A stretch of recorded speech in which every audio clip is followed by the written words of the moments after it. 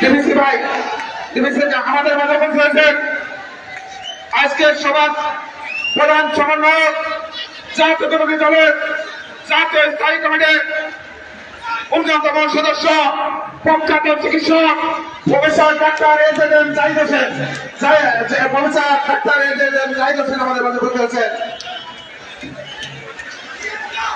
আমাদের মাঝে উপস্থিত হয়েছেন সাংগঠনিক কর্মী সম্পাদক শিরিন সুলতানা।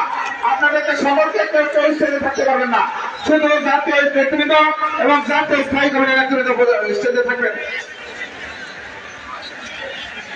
ব্যানার, কোন ব্যানারের নাম বলা হবে না, যুব দলের সকল ব্যানার নামাতে হবে।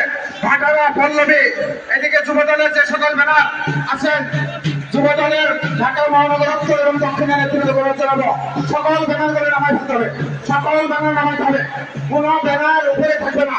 যখন আপনারা র্যালিতে যাবেন তখন আপনারা ব্যানার উঁচু করবেন।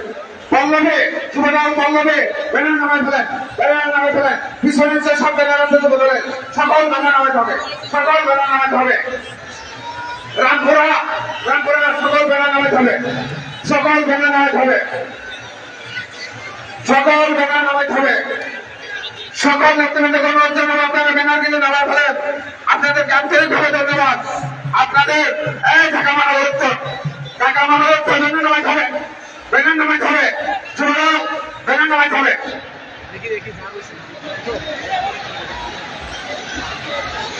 আপনারা যে যেখানে এখন জায়গা পাবেন সে সেখানে দাঁড়িয়ে যাবেন।